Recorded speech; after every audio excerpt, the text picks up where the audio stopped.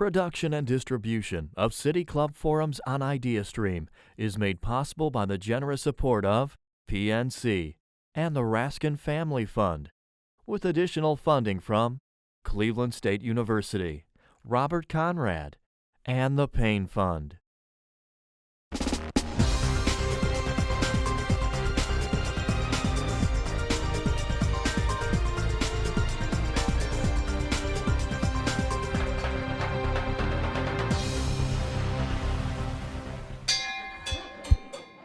There we go. So I am George Rodriguez. It's my great honor to work with Joanna over at the Plain Dealer, and I wanted to make an official introduction because it would be tacky for Joanna to say all the nice things I'm about to say about her. I see many of you are still young, and all of you are former young people, so you'll identify with the start of her life story. She was from a journalism family, and as a result of that, doing journalism was the last thing in the world she wanted to do. And she went to the University of Minnesota and experimented with acting, as I gather, but it was a failed experiment. One day she went to the student newspaper office there, and as she once said, she found her tribe. And that's a powerful statement, and I think a lot of us in the business feel that way. We can identify with that. She started at a really high level at the Minneapolis Star, but was lured to Cleveland and started at the Plain Dealer in 1984. And there she covered a range of things, arts, books, movies, but she also distinguished herself early on as a really gifted narrative writer. And as a result of that, she wrote some long form things. And then I guess she started in 2007, right? Started in 2007 and published in 2008, a remarkably amazing story, which you'll hear more about today. For that, she won awards from Columbia University, from Medill at Northwestern. And in fact, when I was thinking about coming here as editor, my friend sent me a computer copy of what Joanna had done by way of saying, you should go there. There are people like this working in Cleveland. So she's literally one of the reasons that I'm here. And more to the point, I think she's done what great journalism always does. She's given people not just information, but understanding. And I hope you'll all join me in thanking her for what she did earlier and for the book that she crafted after that series had run in the paper. Thank you.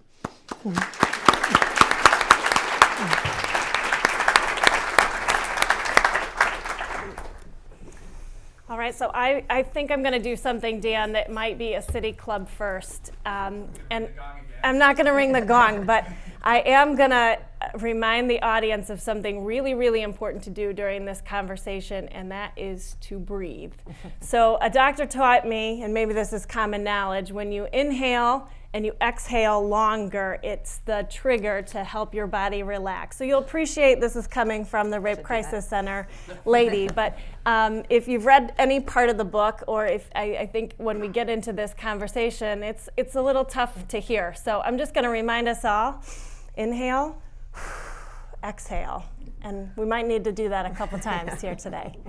So Joanna, let's just start with today. So book launched about 10 days ago. Mm-hmm. You have been a writer your entire life, but this is the first book. Mm-hmm. It launches, they send you to London for a media tour. You're on BBC. I've seen a giant photograph of you in the Sunday London Times. And now we're here with what we might even call a standing room only City Club event. You've got your sisters here from New York. Your kids are here, room full of family and friends. What does this feel like for you right now? Well, I was really afraid to write this book, and it took a long time because of that, because I was afraid not of exposing what had happened to me, I had already done that, but of putting my writing out there. And so the reaction, I wish I had known that the reaction would be good, because I would have finished a long time ago. But to look around this room and see my colleagues, and to see my family, and to see friends, and to see what Cleveland is to me, is just so moving. And if I get teary, everybody, please forgive me. That's but when it's we'll breathe. just so great to have my kids here, and my sisters, my husband, and Laura, my sister from another mother. So thank you. So the press, I've seen, I think mostly through your husband's Facebook account, all of these incredible reviews. I have noted that they're not on your page because I think he's your top promoter.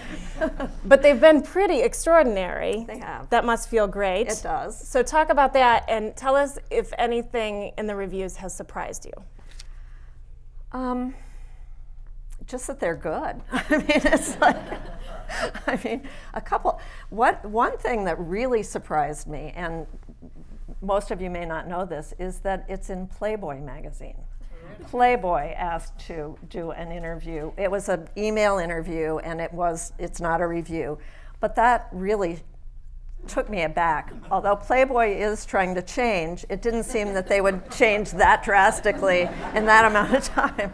And and Cosmopolitan. So it was like the yin and yang of these kinds of magazines. So, but actually the review in Cosmopolitan was beautifully written. Who would have thought? I mean, it's just, so those both surprised me. Yeah. And so in your many roles at the Plain Dealer, you've been a book editor, you were a film critic. Is it tough to write about anything, not to mention something really personal and really intimate, but write about something that you're putting out into the universe when you know very well how harsh critics can be? Yes, and I immediately regretted when I started this all of the harsh reviews I ever wrote.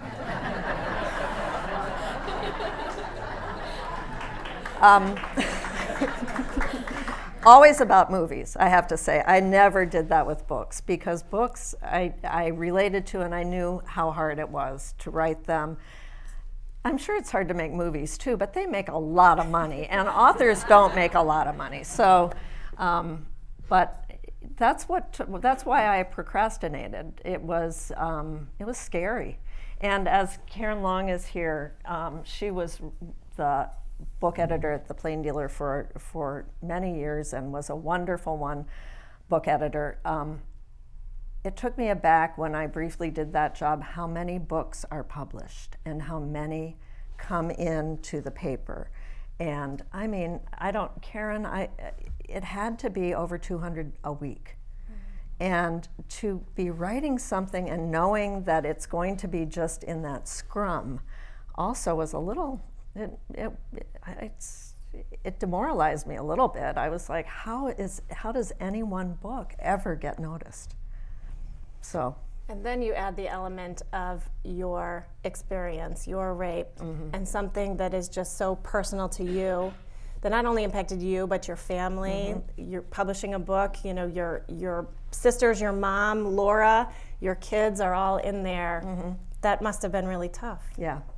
I did read other memoirs, and I read interviews with people who had written memoirs, and they all said that was the hardest part of writing it, is writing about other people in a way that's honest, but also compassionate and taking into account their feelings. And sometimes honesty and compassion clash.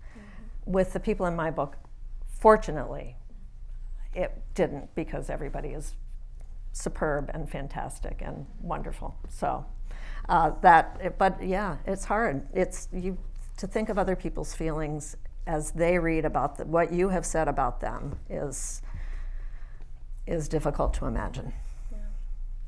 And so I'm gathering most people in this room maybe have not picked up the book yet, haven't read it, but probably many read the series that ran in the Plain Dealer in 2008.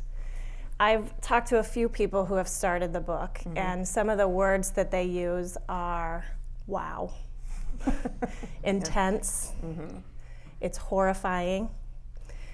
My experience, especially reading the first few chapters, where you go into great detail about what happened to you, is wanting to believe that it's fiction, but being a Clevelander, every other paragraph has some kind of a reference to Cleveland. It was this constant pull for me of, I want to think this is not real, but I'm reading Euclid Avenue, and I'm reading Case Western Reserve, and I'm reading University Circle, and I'm reminding not only that it's real, but it happened to somebody that I know and I care about.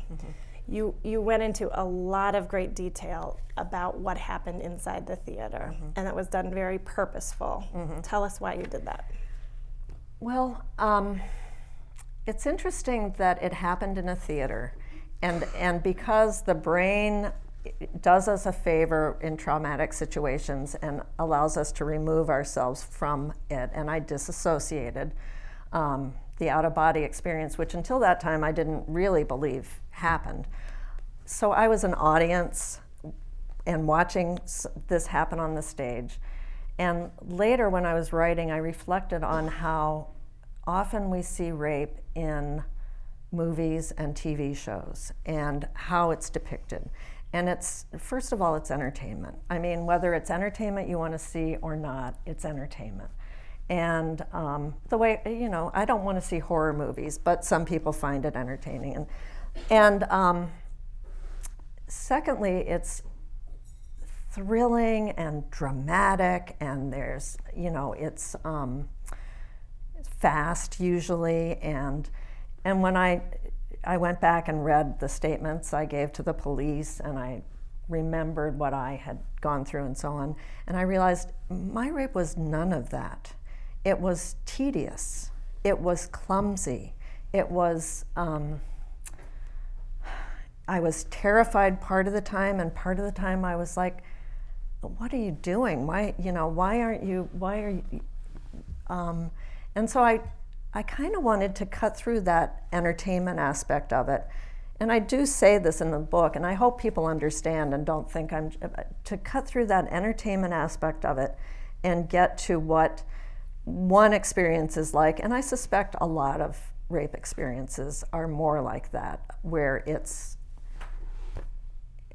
just not high tension and dramatic. It's deeply frightening, but there is so much else that goes into it. So I hope that's understandable. That's what I wanted to do with it. So you wanted to distinguish between what happened to you and what you see on TV. Right. And you've mentioned to me that you and your daughter Zoe, before you told Zoe what had happened, you often sat on the couch, and part of your bonding experience with her was watching episodes of Law and Order SVU. Yeah. And that was an important thing for your family, and important for you to talk about now that you've got a book.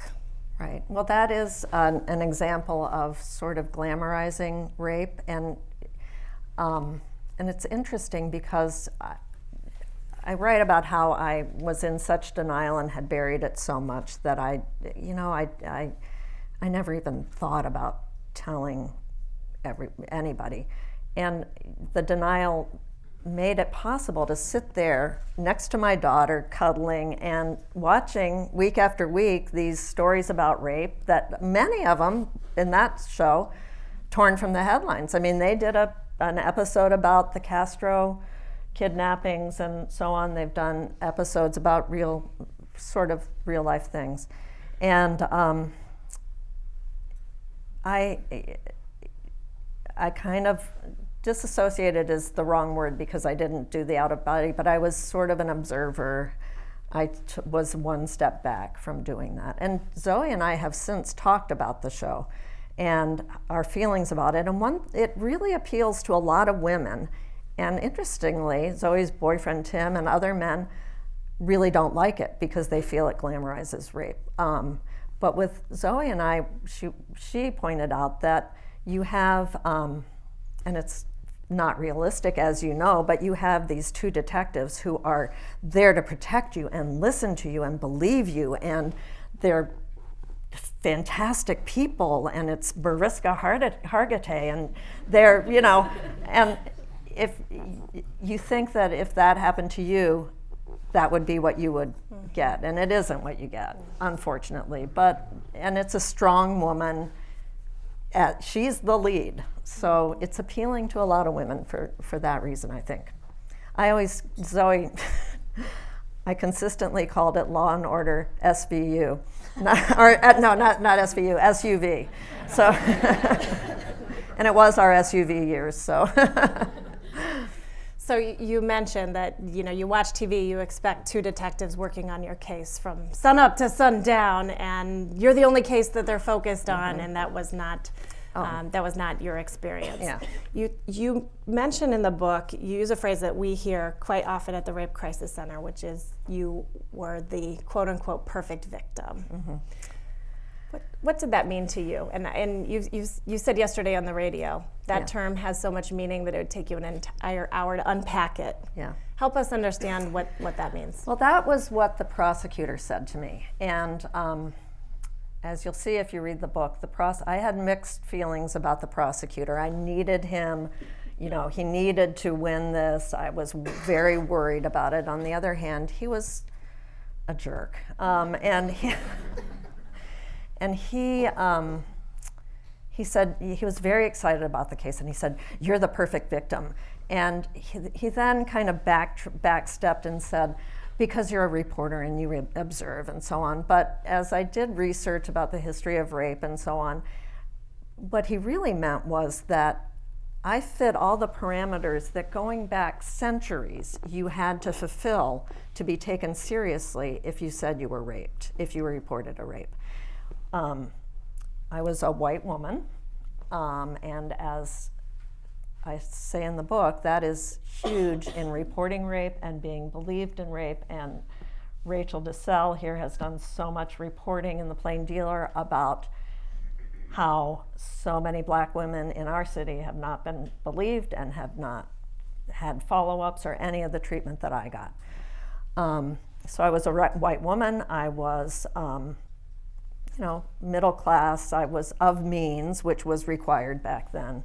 I was married, which was, way back, if you were not married, then it was, as it is in many parts of the world now, a scar on you and a dishonor to your family, and it really was your fault.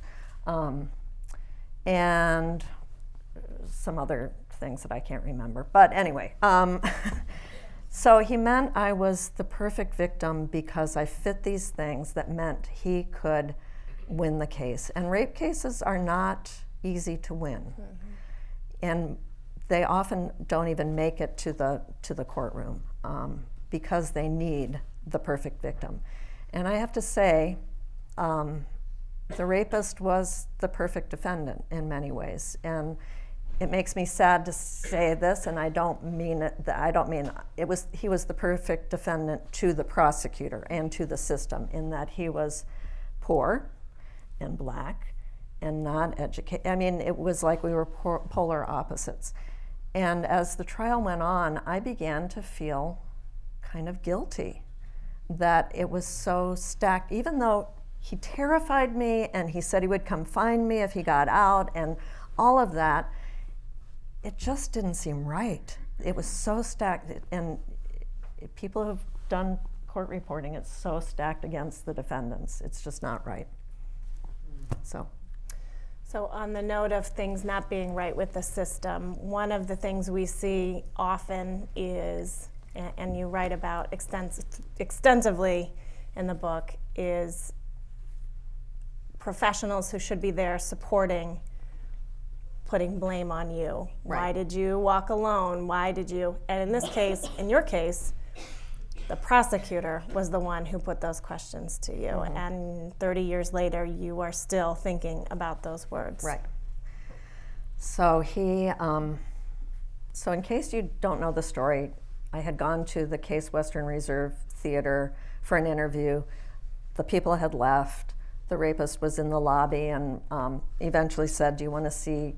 I'm working on the lights. Do you want to see what I'm working on?"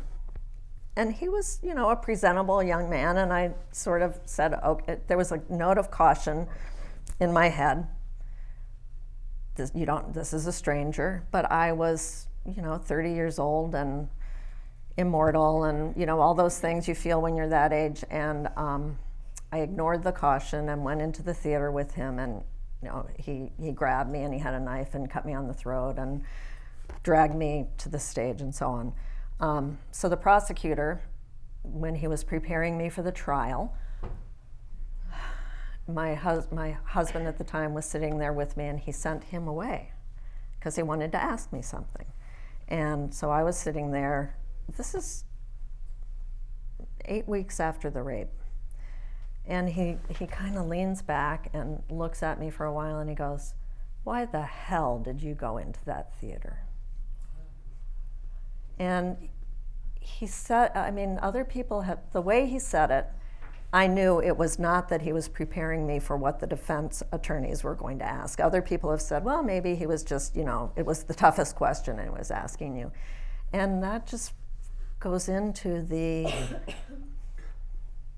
it's like, why the hell were you drunk in that bar? Why the hell did you wear that sexy dress? Why the hell did you, it's what rape survivors get. Why the hell did you do whatever? And it was shattering. And it was like 2 days before the trial. I just went home and cried and cried and cried. And then when my mother and husband tried to comfort me, I said, but he's right, it was my fault. I was stupid. And how often did you think about that from that day to today? To today, I have managed to stop blaming myself, but I have to say that it took a long, long time. And what changed it was when I was writing the story for the Plain Dealer, I went through the volunteer training for the hotline for the Rape Crisis Center, which, by the way, everybody, a treasure for our community, the Rape Crisis Center.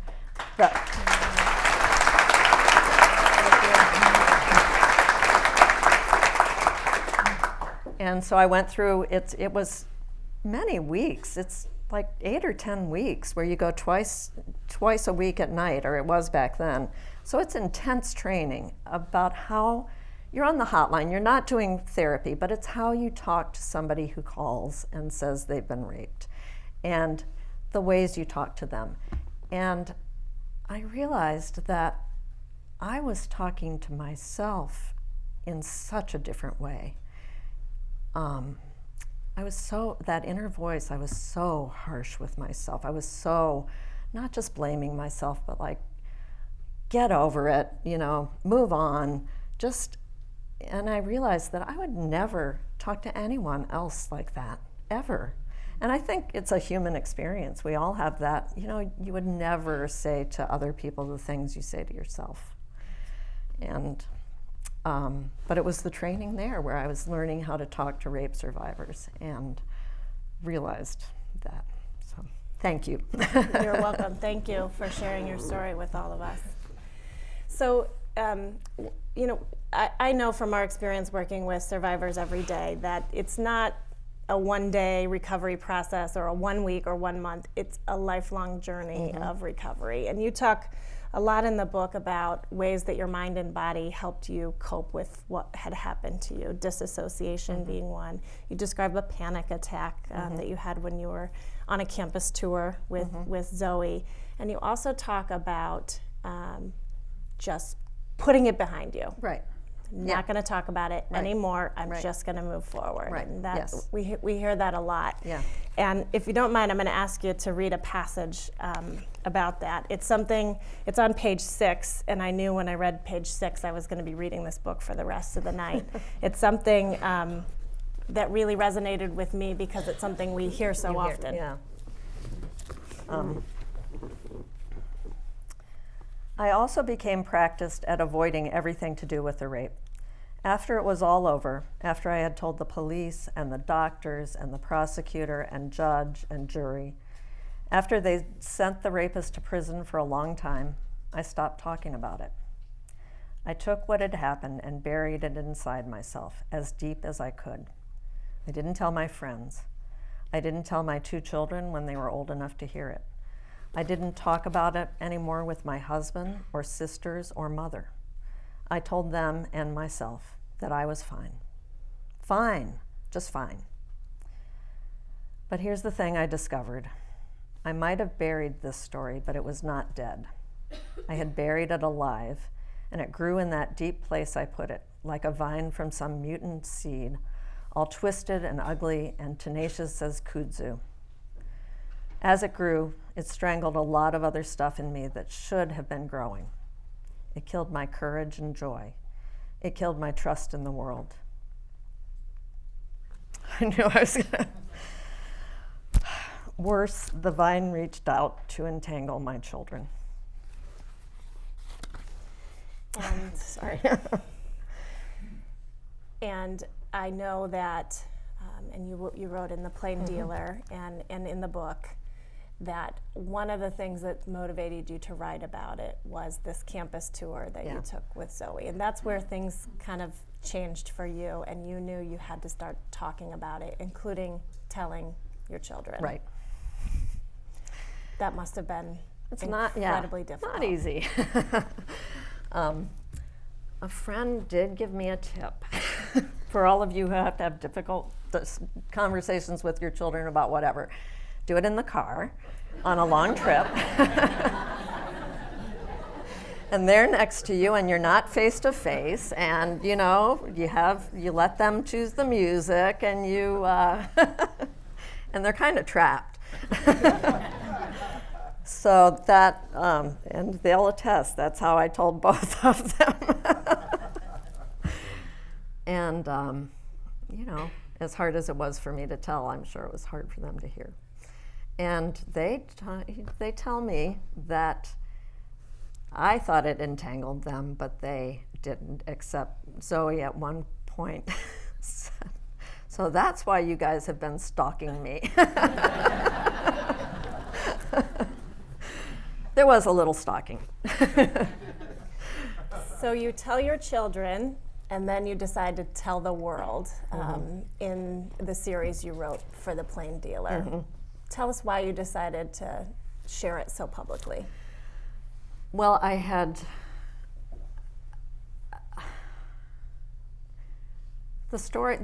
started writing it without it being a story for the Plain Dealer. And I started writing it just because I had this idea that I had lived with this fear for so long, and we fear the unknown. I mean, that's sort of a truism, but in my case it was true. I knew very little about him because I was the witness in the case. It was not my case against David Francis. I was just a witness, and as a witness, I was sequestered during the trial, so I did not see any other parts, so I didn't learn what was said about him in the trial. I knew his name and a couple of facts, and that was it. And I thought, well, if we fear the unknown, let's know this. He had said, "I will find you" when he left. If you tell the cops, I'll go to jail, but when I get out, I will find you. And I thought, well, I will find him. So I started on a long reporting journey that involved, he was from Boston, or the Boston area, and I went there and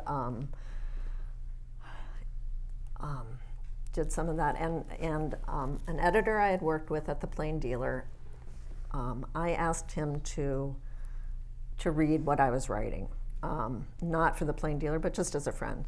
And then a new editor came to the Plain Dealer who happened to be a woman, the first woman, and she asked all the editors, what's interesting, what's going on with your people, and he told her about this. And she really wanted me to do it for the Plain Dealer. So at that point, I had realized I kind of had this idea I would write it as a book. And at that point, I realized I would never finish it. I would never, ever finish it because, for all kinds of reasons, but fear and all that. And if it was an assignment and I had an editor, and my editor is here, by the way, Debbie Van Tassel, who did a fantastic job.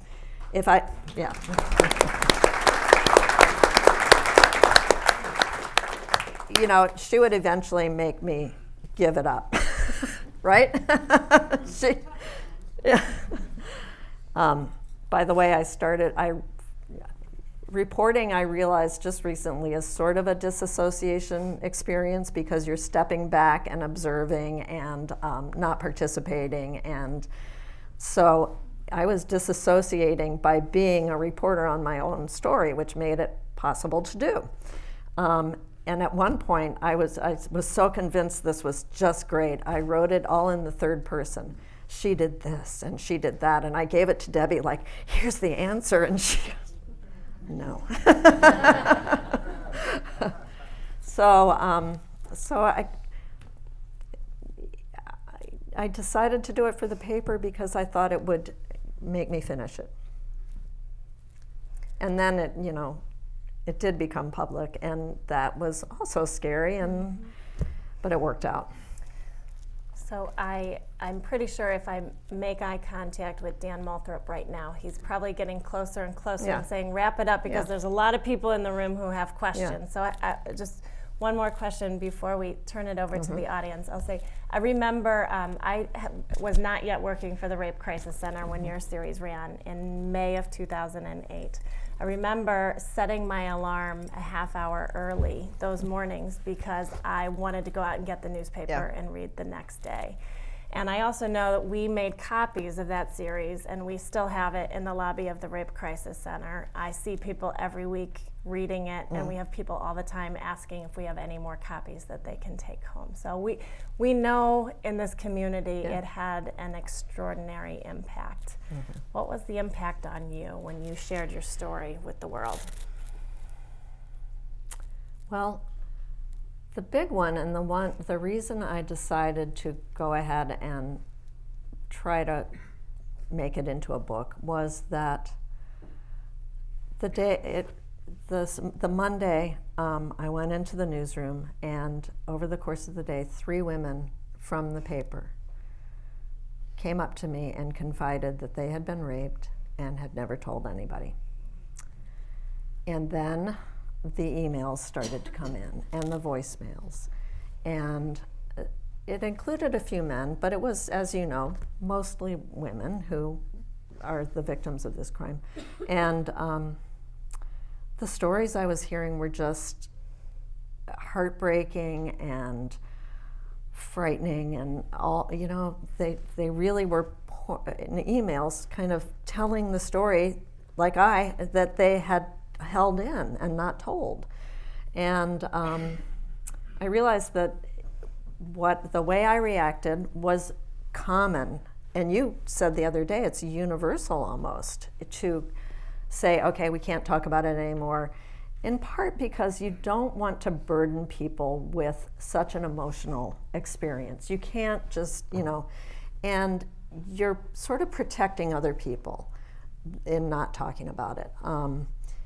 And you're protecting yourself, of course, too. But it's sort of like, what I liken it to was, my father died when I was pretty young. And when I was 22. And when I went back to work after, it was still very raw. And when people came up to me, they could see that I was about to burst into tears if they said anything. And we've all had that experience when somebody's had a trauma. You don't know what to say. You don't know where, it's just, and that's how we feel. We don't want to, it's just, no one knows what to say. You don't want to put them in that position. And so I thought by sharing it more widely that it might start something where people start talking about it and feeling like they can, and feeling like it's not a taboo subject, and it's not something we should be silent about. And the silence goes way back too. There's a group, the Rape Crisis Center, the logo is based on this myth of I remember Philomena, whose rapist cuts her tongue out. And that was and when you read The World According to Garp, I didn't realize it at the time, that was based on the myth of Philomena. And there are other, so the silencing is goes back as far as the perfect victim stuff.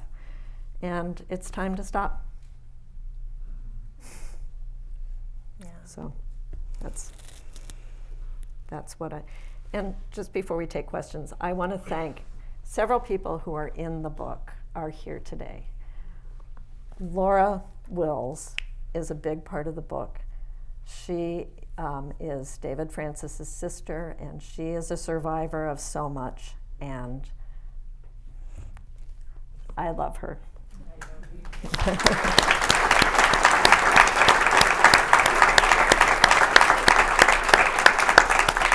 And her pastor, Anthony Singleton, who really helped her save herself and has helped countless people through your church, is here too.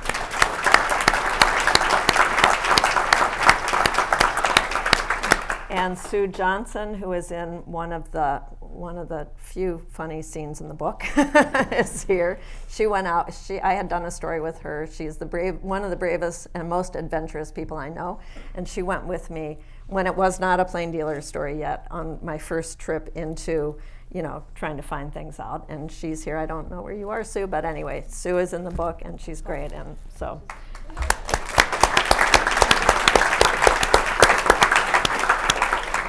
And Lisa DeYoung, who did the wonderful photos that were with the series and who made me feel brave, is here too. So I think saying you're brave might be the understatement of the century here, huh? All right. So Dan gave me a long list of instructions to share with the audience about asking questions. The only one I remember is please frame it as a question. Who would like to go first?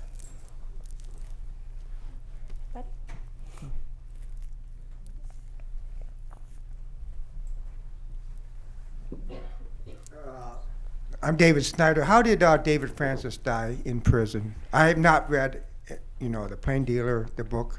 I was just curious. Cancer. In fact, he had been out on... How old was he? How old was he? In his mid-40s. I can't remember offhand now. He had been let out on parole from Lucasville a week before he raped me. And he had been let out on parole because he had cancer. He had been diagnosed with cancer. And he actually used that as his alibi, sort of. I couldn't have done that. I have cancer. In fact, it turned out it was true, but he lived for another 16 years in prison. The cancer didn't get, terrible until the very end. And I have to say, through all of this, I really began to have compassion for him and for his siblings and empathy for them, for him. But it doesn't let him off the hook for what he did, because plenty of people grow up in horrible circumstances, as he and his siblings did, and they don't turn to violence. And so, but I went to the place where he died. The prison system has what they call the Columbus Medical. I have not read my book for a while. The Columbus Medical Facility or something, and they have a hospice wing there, and I toured it with the warden and saw all of it and talked to a couple of the people there, and one of the sort of very moving things about it is there are some sort of warden guard types, but it's mostly other inmates who work there. The trustees, they call them, some places where they're trusted inmates. And a lot of them go through a Stevens program. Is anybody here? Or St. Stephen's program? Stevens Ministry program. And the warden said, nobody here dies alone. Nobody here dies alone, because other inmates are there and they keep vigil, and so he didn't die alone. Thank you. Mm-hmm. Hi. I was wondering how and why you chose the title of the book that you did. The title? Well, that was the last thing that he said to me. We left the theater. He still had the knife sort of at my back and neck, and he asked me where my car was, and I thought, oh God, now we're going to get in my car. That's not going to end well. And I kind of talked him out of that. I said, it's right by the guard station. We can't, you can't get caught. It's right. And so then he gave me a kiss and he said, now don't go to the cops, because if you go to the cops and they catch me, I'll go to prison. And if I go to prison, when I get out, I will find you. And then when I decided to find him, I remembered that, and I thought, well, that's kind of a nice twist.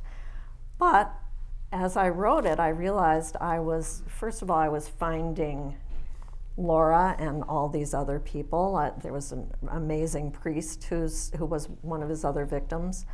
And in the end, I kind of found myself. When I thought of the title and when I was going through it, I didn't make that connection. It wasn't till the end that I kind of realized that. So. Hi. Hi, Margaret. Hey, Joanna, I just want to thank you for the book. It's a blessing. Sondra, great questions, and thank you for telling us to breathe. Joanna, I wanted you to talk a little bit more about how your life intersected with Laura, and if it's appropriate, if Laura wanted to say a few words. Right, I was hoping, yeah. Would you like to say something, Laura?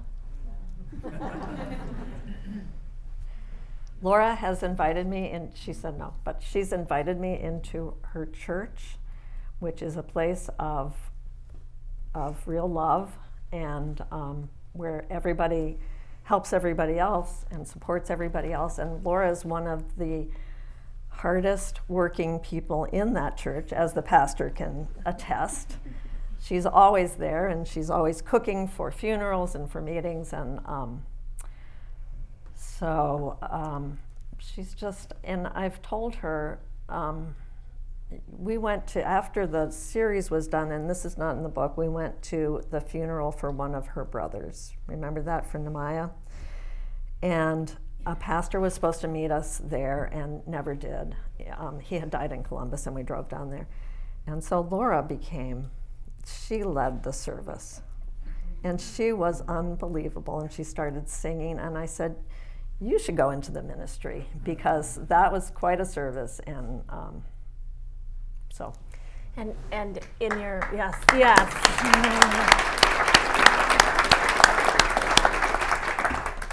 I think in your research process too, you learn a whole lot about how your lives are very different. Yeah. But also a little bit about how your lives are the same. Yeah. Well, we discovered we have the same doctor, Dr. Vizzi, and she has, over time, I hope you don't mind if I say this, prescribed us many of the same medications, because we both have gone through traumas, and I make no secret of it, antidepressants help me quite a bit. And so we had those kinds of things in common, and it just was like, we came from such different upbringings, and I came from a privilege that I didn't even know I had, because we weren't rich when I was growing up, and I shared clothes with my sister when we were growing up, right? Thought about them, and but I came from real privilege, and Laura didn't, and yet we met, and we do have some similarities. Was there something else I told you that I'm forgetting that we had? But You're both incredibly courageous. Thank you. So. I'm curious, if you had had the opportunity, would you have wanted to meet with him face to face? That's what I intended when I started, and I found out almost immediately that he had died. And especially talking to Laura, the other thing we had in common, that's it. He had been out a week, and he came to Cleveland, and his maybe not his first victim, but he was trying to make Laura his victim. He called her, and he bullied her, and he was trying to get her to come down and meet him, and he had some men he wanted her to meet, and he wanted, pretty horrifying for a brother to do that. And that was like the day before he raped me. And so I had thought I wanted to, and then as I learned more about him and learned that he denied he had done it up to the very end, I kind of realized that it was good that he had died, and I couldn't talk to him. I didn't get to talk to him, but I didn't have to talk to him either. And I sometimes wonder if I had, would I have gone and found all these other people? I don't know. So, because I went to them to find out about him.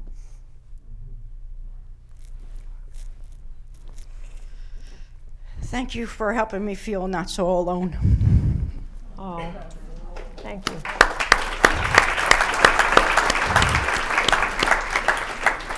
You just hit on it with the antidepressants, and I would really like to know if you went to therapy, how much therapy did it take before you were able to share it with family members and everyone?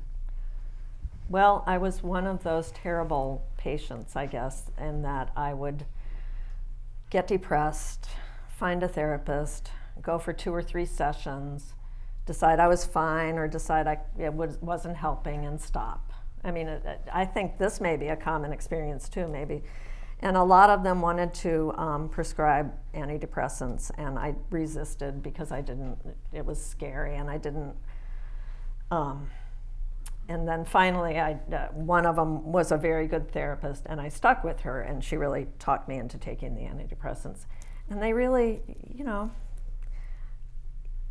people are embarrassed to talk about that too, and about depression, and for me, they helped. I know for a lot of people they do, for a lot of people they don't, it helped. And that, that probably did help me in being able to talk about it eventually. And I would be remiss if I didn't mention that the very best therapist I know happens to be sitting one table away from you and leading the programming at Cleveland Rape Crisis Center. Yes. Joanna and Sondra, thank you so much for what you're doing here tonight. Joanna, we're so privileged to be able to lend our forum to this conversation today, and we thank you both. Listening to you on the radio the other day, I was struck by the amount of compassion that you have, or that you seem to have, when you speak about David Francis. And I wonder if you could talk about getting to that place, the journey that you went on, and the strength that you have found in being in that place. I did have compassion for him, and nobody in this room would be unable to have compassion for him after learning about what their childhood was like, and the real struggles and demons and all of that in their lives, and the resilience that Laura and her sister have shown is really unbelievable. But people have asked me about forgiveness and forgiving him, and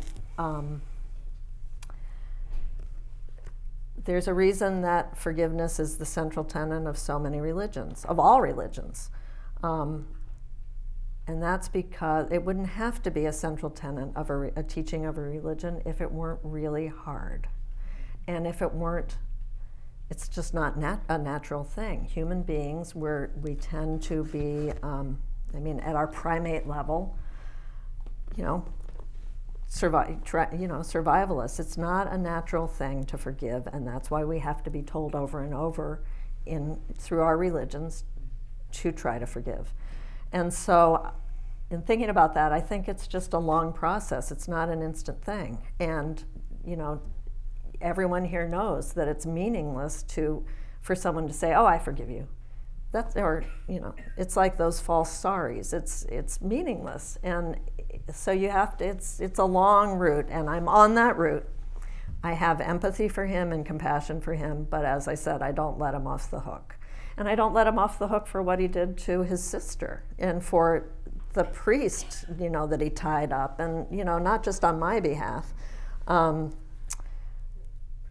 That would be a disservice to everyone who grew up in similar circumstances and didn't do that. That would be so unfair to them. So I'm on the road to forgiving him. It's a concept that's you really have to think about, I think. Joanna, I think I echo everyone else in saying thank you so much for your bravery here today. I don't know if fate is too big of a word to use, but it's actually the Take Back the Night event on Case Western Reserve's campus. Tonight? Tonight. Oh. So that being said, and because yours happened on a campus and you largely started this journey after your daughter was going to college, what would you suggest as something that we need to keep in mind to keep our college campuses safer for our children, for everyone else? Well, I was raped by a stranger, and no, rape is, you don't compare rapes or anything, but as far as the reporting process, it was a lot easier to report a rape by a stranger than it is to report a rape by somebody you're dating, somebody you might like, somebody who's cute, somebody everybody knows. I mean, that is a process that is so hard. You see that it's hard or reporting Uncle so-and-so, or you're dropping a bomb on your family, or you're dropping a bomb on your school or your social circle. And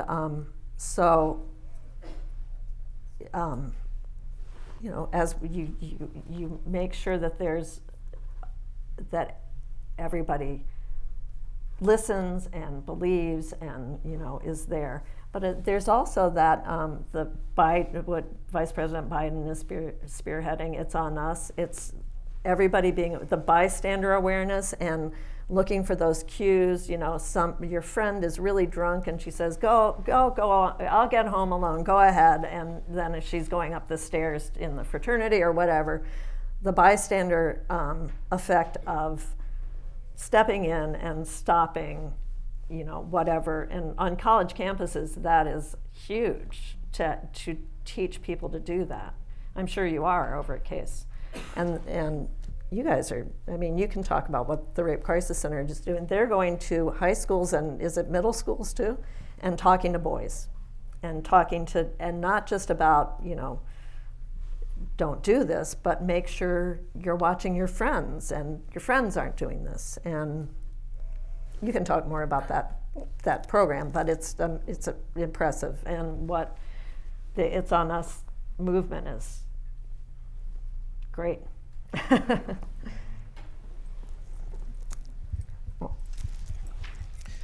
I had a question over here. Oh, Meryl. Yes. Meryl. I had a question. As far as the forgiveness, would you consider the forgiveness a part of your wondering how to forgive or if you should forgive? Would you consider that a part of your depression, that struggle? I wasn't even at that place at the time. I wasn't. I was just, I was so in denial. A lot of times I went to therapy and didn't even talk about the rape. And it was, I'm depressed and other things. And so I hadn't gotten to that point. That was really more part of writing about it and part of meeting people and meeting family members and so on. That was more. And I also felt that it was abstract. And I know that this is wrong, but I felt that it was abstract because he was dead. And, I'm not going to go up to him and say, "I forgive you." And I know that therapy and all of that, you still need to grapple with somebody even if they aren't there. So. Hi, I'm Nancy Reeves. Hi. In the article, you talked about the role that race played in your shoving down those warning signs. I had a very similar experience, and I have chosen from then on not to mention the race of my rapist because I don't want to play into that stereotype of black men. Can you talk a little bit about how you decided to bring that out so early and so prominently in that series? Well, I talked about it a lot with people as I was writing, and actually my sister Nancy is here, who's also in the book, and I apologize for, often giving me wise counsel in the book, but he brought it up first. In the rape, he said, "I bet you've never had a black man before." And he you know, it was just a part of this experience. And I did grapple with it, and I went into the theater because I did not want to be, and I wasn't. I mean, it wasn't just that I didn't want to be, I was not somebody who would be afraid of black men, and I was convinced that I wasn't. And so I went into the theater with him, and it just played a role from the start. And as I said, he made it part of it too, with his comment. And I share with you not wanting to play into the stereotype and not wanting to be the stereotype, which I go back and forth on because of my fears. And it's horrible. It's a horrible, and if I had any shame, it was not about the sexual nature of the crime. It really wasn't. It was in part about being a victim, but my real shame was that I struggle with it, and I hate to even say it here, but because of him, I have become and have struggled with being afraid of young black men. And I hate even saying that. I can barely say it here. I told Laura, do you remember? I was almost crying the day I told you that. And so I'm sorry, and it's a stereotype, and I struggle against it. And I think the awareness, and I go back and forth. You know, sometimes it's strangers more than anything, though, I've discovered. And I am afraid of white men who are strangers who do something that's too crazy. So that's how, I mean, there was a plumber who came into our house one day, and he terrified me. He came up to my office on the 3rd floor, and he was standing there in the doorway, and that's when I realized it's just strange men.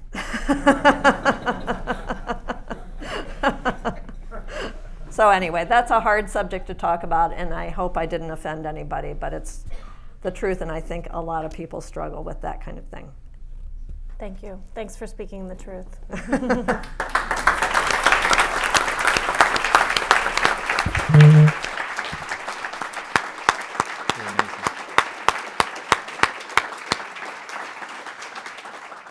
Joanna Connors, you are amazing and courageous and beautiful, and we thank you so much for being here today. Well, thank you for putting this on, and thanks to the City Club. Thank you. And Sondra, thank you so much for moderating our conversation. The book is I Will Find You. Go get a copy out there, have a drink. Thank you so much for being here, ladies and gentlemen.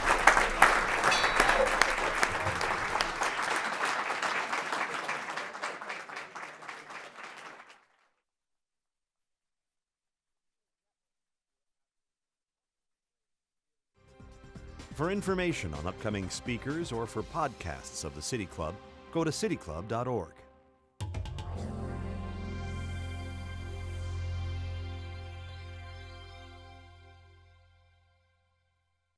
Production and distribution of City Club Forums on IdeaStream is made possible by the generous support of PNC and the Raskind Family Fund, with additional funding from Cleveland State University, Robert Conrad, and the Payne Fund.